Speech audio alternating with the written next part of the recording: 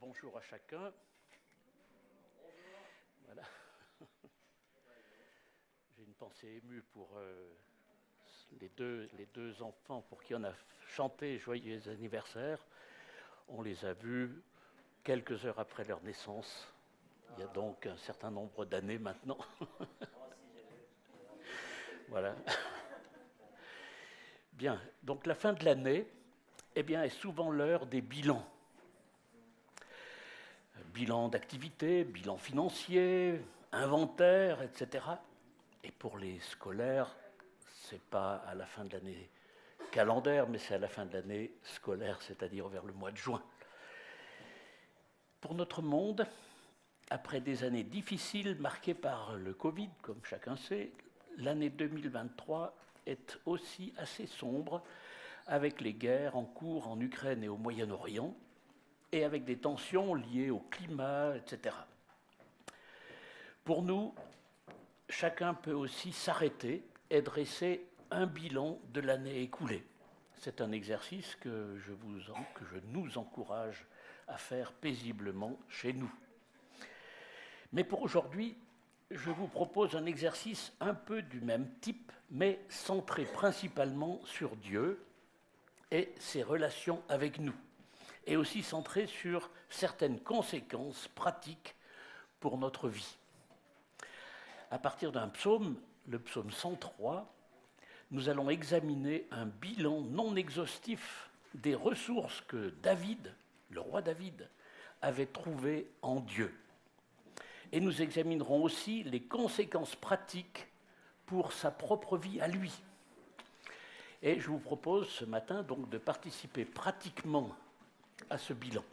Chacun a reçu une feuille. Alors, j'ai manqué de foi. Je pensais qu'il y aurait pas mal de personnes qui seraient en voyage, dans les familles, au près, au loin, etc. Et j'ai fait 80 copies. Alors, je ne sais pas, chacun a dû peut-être en avoir une. Sinon, vous mettez à côté de quelqu'un qui a une feuille ou vous passez des feuilles pour ceux qui en ont deux à proximité. Voilà. Donc, ne tournez pas encore le dos. Alors, bien sûr, vous allez le faire parce que c'est une tentation trop forte. Maintenant que je vous ai dit, parce qu'il y a quelques éléments de réponse. Mais donc je vais lire ce psaume aussi lentement que possible et je vous encourage à suivre la lecture sur votre feuille en encadrant les verbes qui concernent David. Vous ferez un cercle. Il n'y en a pas beaucoup. Et puis vous ferez simplement un soulignement simple pour ce qui concerne Dieu. Voilà. Alors il se trouve que Lisa a choisi ce matin une lecture qui est déjà ce psaume 103, comme quoi le Saint-Esprit est à l'œuvre, et certains aussi ont prié tout à l'heure dans ce sens-là, ça m'a vraiment touché le cœur. Et après la lecture, vous pourrez, avec ces petits signes sur votre feuille, plus facilement répondre à mes questions. Vous pourrez aussi conserver cette feuille, la garder chez vous, peut-être l'épingler devant votre bureau, enfin, votre ordinateur, etc., pour repenser à ces vérités qui sont comprises dans ce psaume. Donc, vous êtes prêts, je vais lire dans la version donc Summer 2000, le psaume 103 de David. Que tout mon cœur loue l'Éternel. Que tout ce que je suis loue le Dieu saint. Que tout mon cœur loue l'Éternel sans oublier aucun de ses bienfaits. Car c'est lui qui pardonne tous tes péchés. C'est lui qui te guérit de toute maladie, qui t'arrache à la tombe. C'est lui qui te couronne de tendresse et d'amour et qui te comble de bonheur tout au long de ton existence. Et ta jeunesse comme l'aigle prend un nouvel essor. L'Éternel intervient pour redresser les torts et il défend les droits de tous les opprimés. Il a manifesté ses desseins à Moïse et montré ses hauts faits au peuple d'Israël. L'Éternel est plein de pitié et miséricordieux. Il est plein de patience et débordant d'amour. Il ne tient pas rigueur sans cesse et son ressentiment ne dure pas toujours. Il ne nous traite pas selon le mal que nous avons commis. Il ne nous punit pas comme le méritent nos fautes. Autant le ciel est élevé au-dessus de la terre, autant l'amour de Dieu dépasse tous ceux qui le révèrent. Autant l'Orient est loin de l'Occident, autant il éloigne de nous nos mauvaises actions. Et comme un père est plein d'amour pour ses enfants, l'Éternel est rempli d'amour pour ceux qui le révèrent. Il sait de quelle pâte nous sommes façonnés. Il se rappelle bien que nous sommes poussière. L'homme, sa vie ressemble à l'herbe, à une fleur des champs. La voici qui fleurit. Qu'un vent souffle dessus, la voilà disparue. Le lieu qu'elle occupait ne la reconnaît plus. Éternel, ton amour est là depuis toujours et durera toujours pour ceux qui te révèrent. Ta loyauté demeure à l'égard des enfants et leurs enfants, des enfants de leurs enfants. Elle est pour ceux qui restent fidèles à ton alliance, pour ceux qui se souviennent de tes commandements, pour les mettre en pratique. Dans les cieux, l'Éternel a établi son trône. Il est le roi, le maître de l'univers entier. Louez donc l'Éternel, vous tous ses anges, vaillants et forts, qui faites ce qu'il dit dès qu'il vous le demande. Oui, louez l'Éternel, vous toutes ses armées célestes, vous qui, à son service, exécutez sa volonté. Oui, louez l'Éternel, toutes ses créatures, partout où il gouverne. Que tout mon être loue l'Éternel. Quel magnifique psaume. Alors, maintenant, je vais vous interroger. Mais vous avez la liberté de simplement lever la main. Et ce que je souhaiterais, c'est que vous, quand vous avez repéré un verbe qui vous a parlé, plus spécialement, vous levez la main, vous donnez le numéro du verset et le verbe avec son contexte. Alors, qui se lance? Quels sont les verbes qui concernent David d'abord? Oui, Bitsy? Louer, très bien. Louer, et c'est d'ailleurs dit plusieurs fois. Hein? Voilà. Et puis vers la fin. 20, oui. 21, 22, voilà. Très bien. Bon, ensuite, un autre verbe. Façonner. Verset 14. Il sait de quelle pâte nous sommes façonnés. Donc là, ça serait plutôt un adjectif, mais il se rappelle bien que nous sommes poussière. Oui. Ok. Alors, quel verset? Verset 3. Alors, oui, mais le lui, c'est Dieu, là. Donc, c'est pas David.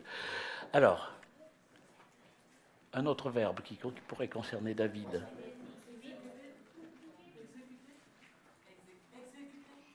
Et c'est quel verset? 21. Oui, vous qui exécutez sa volonté, c'est ça, ça concerne David et tous ses compatriotes. Oui, très bien. Alors, oui, tu as... Attends.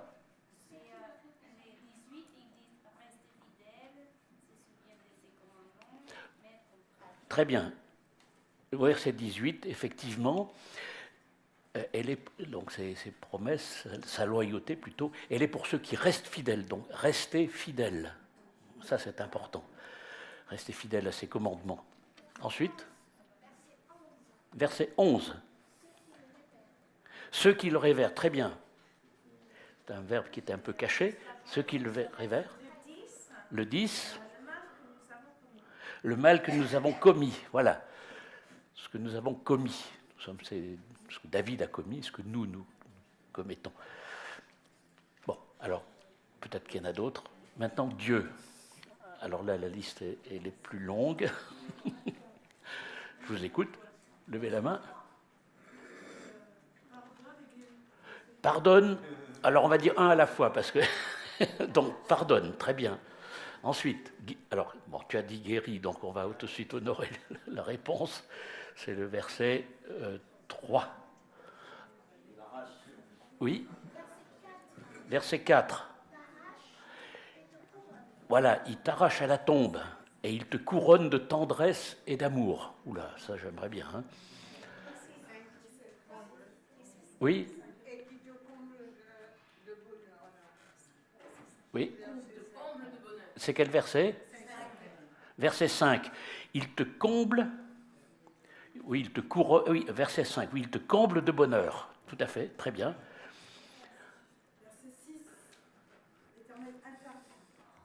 Verset 6. L'Éternel intervient pour redresser les torts. Oui, et encore tant qu'on est dans le verset 6. Il défend les droits des opprimés. Oui. Le numéro du verset.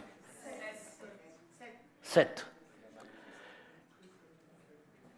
Il a manifesté ses desseins Moïse et a montré ses hauts faits au peuple d'Israël. Oui, c'est-à-dire qu'il se révèle, effectivement. Ensuite, je vois une main, c'est toujours très bien, oui. Oui, oui. La famille Bayoka. Donnez le numéro du verset. Plein de pitié, miséricordieux, plein de pitié. Tout à fait. Oui. Bon, j'aimerais bien un petit peu dans le fond aussi. Ah, ben devant. Verset 19. Il établit son trône et il exerce son pouvoir royal. Voilà, il établit son trône. L'Éternel a établi son trône. Il règne. Hein, il est le roi, le maître de l'univers. Bon, un petit peu au fond là-bas. Je ne vois pas de main qui se lève. Vous n'avez pas de feuille?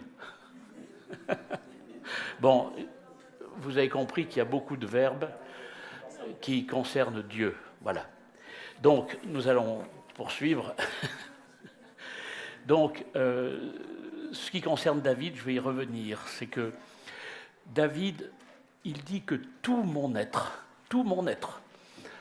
ce matin on a chanté, donc c'est avec notre bouche. On pourrait chanter avec notre bouche sans que notre cœur soit derrière. Ça pourrait être un simulacre. On a aussi, certains ont levé les mains, etc. On a applaudi.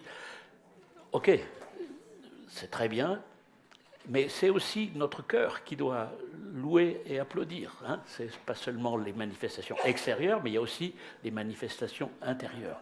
Donc pas seulement ma bouche, pas seulement mes mains que je peux lever en l'air ou qui peuvent applaudir, mais tout mon être, mon cœur, mon sourire, ma personne, mes expressions, mes dons, mes biens, mes faiblesses et aussi mes handicaps. Même une personne handicapée à qui il manque des membres peut louer Dieu. Et il y a de magnifiques témoignages, des livres qui ont été écrits à ce sujet. Donc ça, c'est tout mon être, tout ce que je suis. Ensuite, le verbe louer, ça a été mentionné, c'était le premier verbe qui était mentionné. Eh bien, c'est un verbe dont la racine hébraïque est liée à l'idée de faire du bruit. Bon, c'est une chose, mais de faire du bruit associé à l'origine aux actes et aux gestes qui accompagnent la louange, la musique et le chant.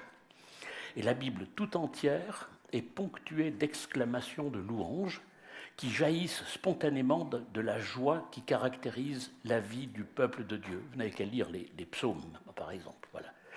Et Dieu se réjouit de ses œuvres, de sa création, et il dit « Gloire à jamais à l'Éternel, qu'il se réjouisse de ses œuvres ».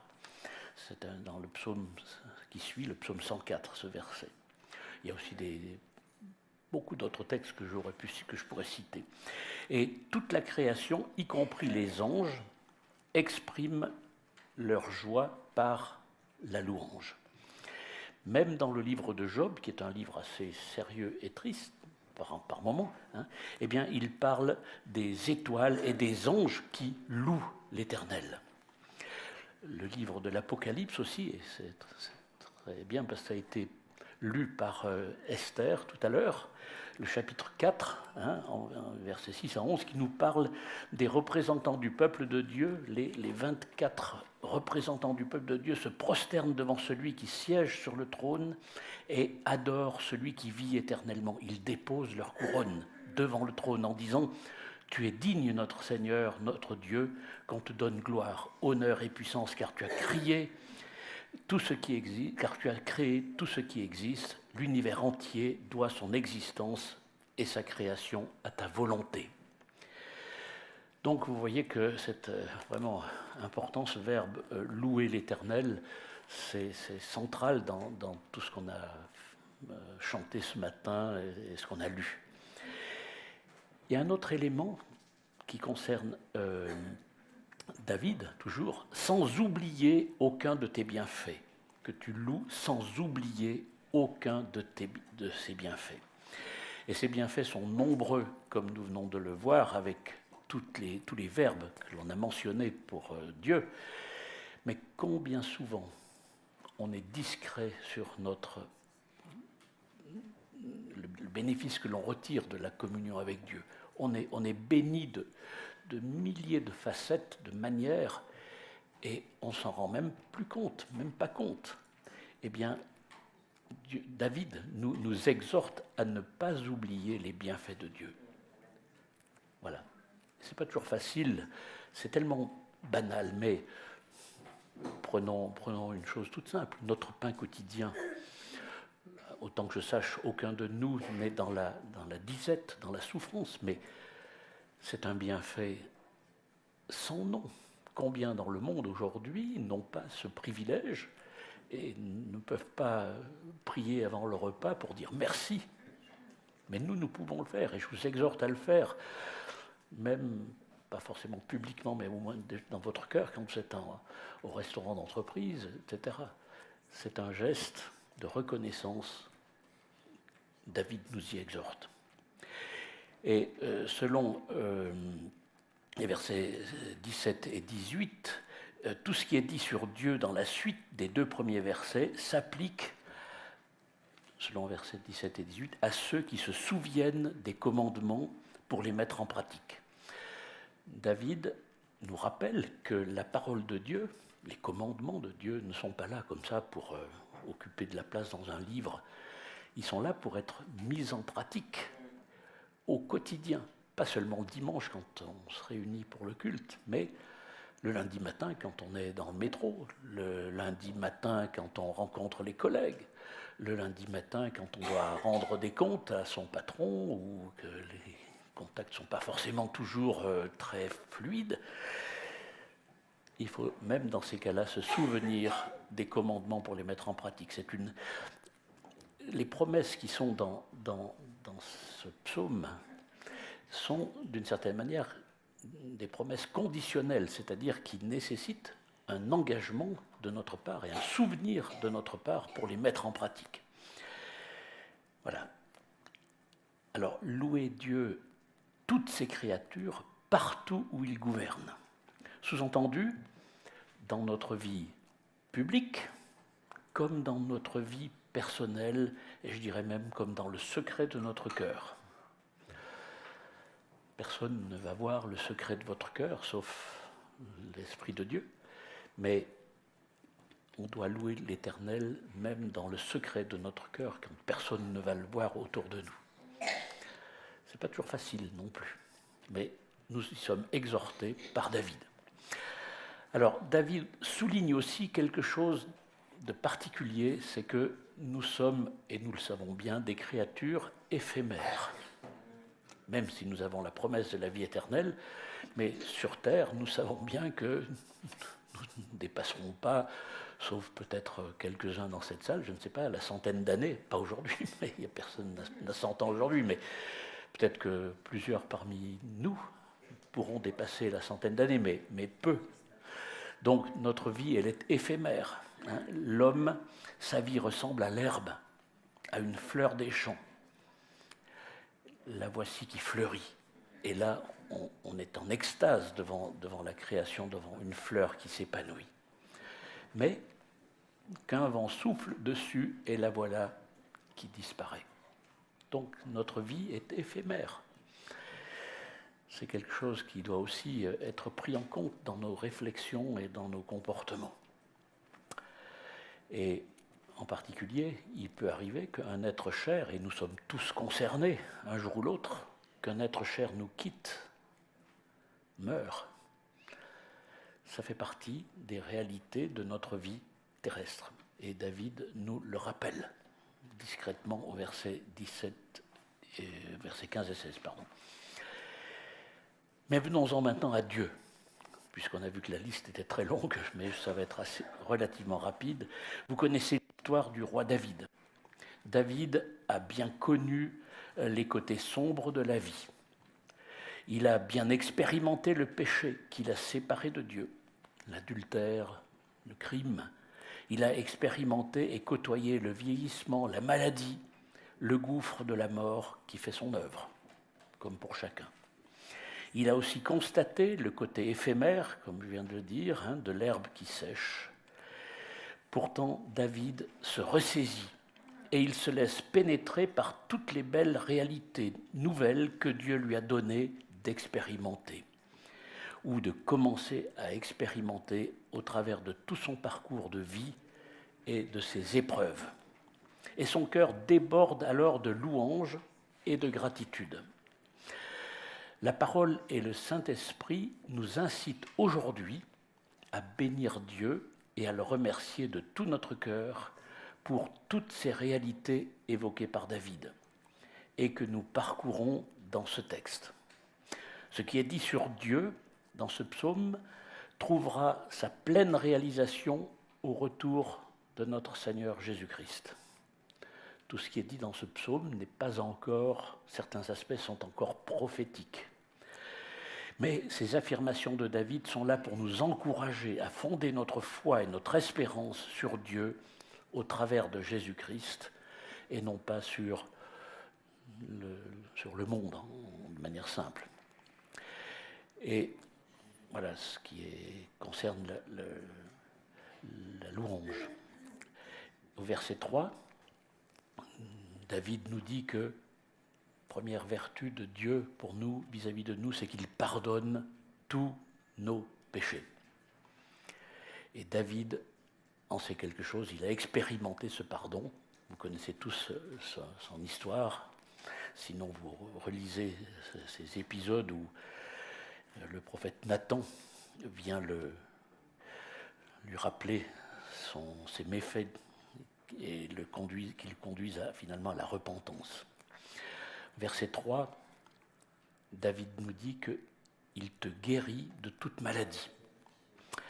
Alors là, le mot maladie désigne aussi bien les maladies de l'âme et les souffrances intérieures que les handicaps et les maladies physiques de toutes sortes.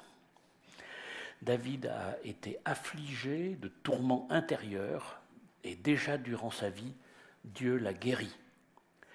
Mais le Seigneur l'a-t-il guéri complètement de toutes ces maladies ? J'attends votre réponse. Non, non, il ne l'a pas guéri de toutes ces maladies. Dieu a pardonné à David son péché avec Bathsheba, mais il n'a pas guéri son fils qui est mort. C'est une réalité à prendre en compte. 2 Samuel 12, 13 à 19. Le pardon est immédiat, mais la guérison peut venir plus tard. Elle peut venir plus rapidement, et heureusement pour nous, mais aussi elle peut venir plus tard. Et pourquoi ? Eh bien parce que le péché qui nous sépare de Dieu, parce que le péché nous sépare de Dieu et doit être réglé dès maintenant pour que la communion avec Dieu soit rétablie, tandis que la maladie peut servir à nous rapprocher de Dieu. Et combien de témoignages existent de personnes qui ont dû cheminer dans la maladie jusqu'à découvrir Dieu. Cependant, le regard de David, est global. Il voit bien au-delà du gouffre de la mort, qui est mentionné aussi dans ce texte. Il contemple déjà toutes les guérisons promises. Les bienfaits énumérés englobent tout ce qu'on a vu sur Dieu. Ça englobe le passé, le présent, mais aussi l'avenir. Et un des points qu'il mentionne aussi, avant de passer à un autre aspect, c'est qu'il t'arrache à la tombe. C'est-à-dire qu'il te délivre en quelque sorte de la mort. Alors, on peut considérer cet aspect comme la délivrance quand Dieu nous protège d'un accident, et ça nous arrive tous sur la route, combien de fois. Mais ça arrivera aussi au moment du retour de Christ, quand nous serons ressuscités avec Christ. C'est aussi une autre manière d'interpréter ce verset. Il nous arrache à la mort. David a été spécialement protégé, en particulier dans ses aléas, quand vous connaissez tous les aléas qu'il a vécu avec Saül, son prédécesseur, qui a été très méchant avec David. Eh bien, Dieu a expérimenté le fait d'être arraché à la tombe, quand il a été protégé de la mort. Voilà. Donc après ce premier groupe de 3 bienfaits, que sont le pardon, la guérison et la délivrance de la tombe, il y a un deuxième groupe de 3 autres bienfaits, au verset 4, B et 5. Alors je le lis dans une version que j'ai toujours en mémoire, la version seconde 1910. C'est lui qui te couronne de bienveillance et de compassion, qui rassasie de bien ta vieillesse et qui te fait rajeunir comme l'aigle. Le premier de ces 3 bienfaits est impressionnant, car c'est lui qui te couronne de bienveillance et de compassion. Dans la Smeur, ils disent de tendresse et d'amour. Qui n'aspire pas à un tel couronnement, jeune comme plus âgé? Quelle belle couronne! La bienveillance et la compassion de Dieu, sa grâce et sa miséricorde sont là pour nous couronner, alors que c'est immérité pour nous. Que rêver de plus grand? Que rêver de plus grand aujourd'hui? Même quand on est roi comme David, quelle meilleure couronne peut-on porter? Ce n'est pas une couronne avec des diamants comme certains rois ou reines dans nos pays non éloignés. David, donc, ne méritait pas d'être pardonné, il ne méritait pas d'être guéri, il ne méritait pas d'être racheté, ni rajeuni, ni comblé, mais Dieu l'a couronné de tout ça. Parce que Dieu a été bienfaisant et compatissant envers David, eh bien, le fils de David, c'est-à-dire Jésus-Christ, est venu. Jésus, par qui la bienveillance et la compassion de Dieu nous sont maintenant données à nous. Nous pouvons bénéficier aujourd'hui de cette compassion et de cette bienveillance de Dieu en Jésus-Christ. Nous méritions d'être affligés de toutes les maladies possibles et imaginables et de finir nos jours dans le gouffre de l'enfer éternel. Mais grâce à Christ, à sa mort, eh bien, nous en sommes délivrés. Et cela nous permet de mesurer la grâce imméritée de Dieu, de sa grande compassion en Jésus-Christ pour les pécheurs que nous sommes. Comment pourrions-nous rester indifférents et ingrats face à cet amour? Il n'y a rien de mieux que cette couronne pour réchauffer nos cœurs, pour louer Dieu, pour le remercier de tout notre cœur. Et cette couronne procure encore des bienfaits. C'est lui, en particulier, c'est lui qui rassasie de bien la vieillesse, ça c'est dans la version seconde 1910, qui te donne un nouvel essor, qui te rajeunit comme l'aigle. quand vous prendrez de l'âge comme moi, vous aurez besoin d'être un peu rajeuni, au niveau de vos articulations en particulier, ou de votre mémoire éventuellement. Eh bien, en Christ, nous avons tout cela. Et le comble, c'est que David mentionne le fait qu'il est rassasié de bien,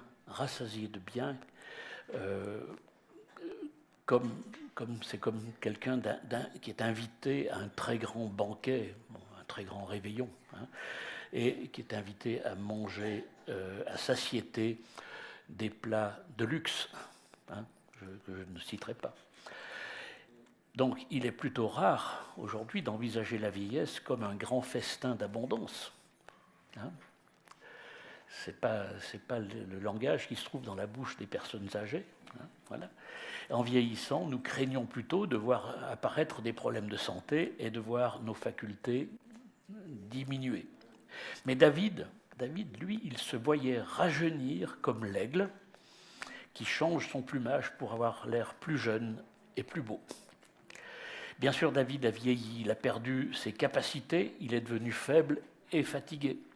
Toutefois, par la grâce de Dieu, il pouvait voir d'un seul regard l'ensemble du plan rédempteur de Dieu qui est résumé dans ces versets. Il voyait d'avance la première venue de Jésus, puisque David était quand même nettement avant la première venue de Jésus, sa naissance, date de Noël. Mais il voyait aussi sa deuxième venue quand Christ reviendra, et nous sommes aussi dans cette situation d'attendre le retour de Christ. Et nous sommes invités à regarder à ce retour, à ce deuxième retour de Christ. Voilà. Il voyait donc toutes les bénédictions associées à ces venues de Jésus-Christ que déjà mentionnées. Je vais juste énumérer, rappeler les bénédictions que l'on a évoquées quand vous avez cité les verbes de ce texte. Au verset 6, il parle de redresser les torts. Il redresse les torts.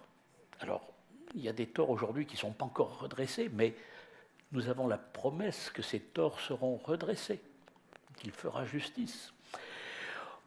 Un autre aspect, verset 6, toujours, il défend les droits de tous les opprimés. Et on sait bien qu'aujourd'hui, tous les droits des opprimés ne sont pas défendus encore, mais on a la promesse que Dieu défendra les droits des opprimés. Ceci étant, ça nous incite malgré tout à œuvrer à notre niveau, partout où l'on se trouve, et chaque fois qu'on le peut, d'agir dans le sens de défendre le droit des opprimés. Et heureusement, de nombreux chrétiens sont engagés dans différents mouvements, justement, pour lutter contre les malveillances vis-à-vis des opprimés. Ensuite, on voit que l'Éternel est plein de pitié et qu'il est miséricordieux. Ce n'est pas un Dieu sur un piédestal, mais c'est un Dieu qui est sensible à la souffrance des êtres humains que nous sommes et qui pourvoit, pour ceux qui se confient en lui, disons, à leur apaisement. On voit aussi que c'est un Dieu qui est plein de patience et débordant d'amour. Alors là, pour les parents dont je suis, c'est pas toujours facile d'être patient avec nos enfants, mais on voit que Dieu, il est plein de patience et il déborde d'amour. Quelle leçon pour nous. Verset 9, il ne tient pas rigueur sans cesse. Il ne vient pas nous dire, quand il nous a pardonné, il ne revient pas dessus en disant « Ah oui, mais tu as fait ci, tu as fait ça, souviens-toi, tu as fait ci, tu as fait ça. » Non. Quand on confesse un péché, il est pardonné, il est enfoui au fond de l'océan. Donc il ne tient pas rigueur sans cesse, verset 9. Verset 10, il ne punit pas comme le méritent nos fautes. Si Dieu nous punissait à la hauteur de toutes nos fautes, je pense que personne ne serait là ce matin. Voilà. Mais Dieu, il est patient et il est bon, il ne nous punit pas comme le méritent nos fautes. Ensuite, son amour, verset 11, dépasse tous ceux qui le révèrent. Son amour est plus grand que chacun de nous, même les meilleurs parmi nous qu'on peut considérer comme des personnes très méritantes. Dieu, il est nettement au-dessus, il n'y a aucune comparaison. Dieu, verset 12, éloigne de nous nos mauvaises actions. Il nous aide. Verset 13, il est rempli d'amour pour ceux qui le révèrent. C'est difficile à imaginer, mais il est rempli d'amour. Verset 14, il sait de quelle pâte nous sommes façonnés. Il se rappelle que nous sommes poussière. Il le dit d'ailleurs, verset 14. Verset 17, son amour est là et sa loyauté demeure à l'égard de ses enfants et aux enfants de leurs enfants. Et verset 19, il est le roi, le maître de l'univers entier. Rien ne peut être au-dessus de lui. Donc, goûtons richement à ces bienfaits actuels, à ceux dont nous avons bénéficié en 2023, mais espérons ardemment les bienfaits promis à venir. Tout ce qu'on a vu, qui sont des bienfaits qui viendront en leur temps. Et disons comme David, à la fin du texte, que tout mon être loue l'Éternel. C'est la traduction second 1910, que tout mon être loue l'Éternel sans oublier aucun de ses bienfaits. Mon âme bénit l'Éternel, que tout en moi bénisse son saint nom. Mon âme bénit l'Éternel et n'oublie aucun de ses bienfaits. Dans nos réunions d'église que nous avions il y a quelques années, quand on était moins nombreux, on avait au 31 décembre, le soir, on avait une réunion qu'on appelait la longue veille. Moi, j'ai connu ça dans mon enfance. Et on avait un temps où on pouvait précisément remercier Dieu pour tous ses bienfaits. Ça a été fait dans la première partie du culte.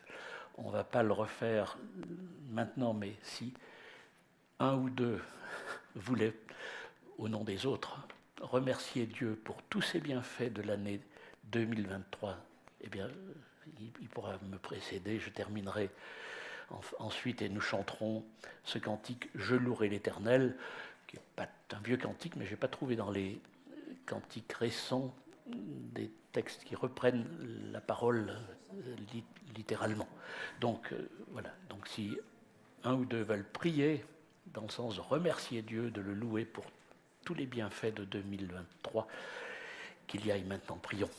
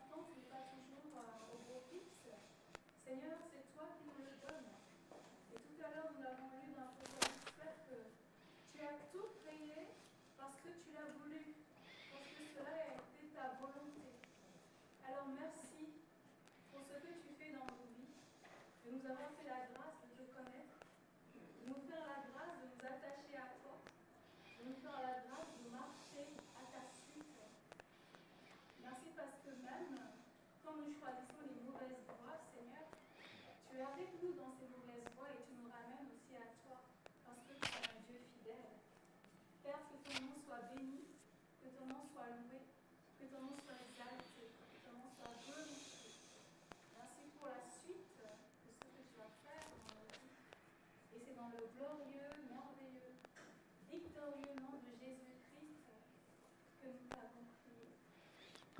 Amen.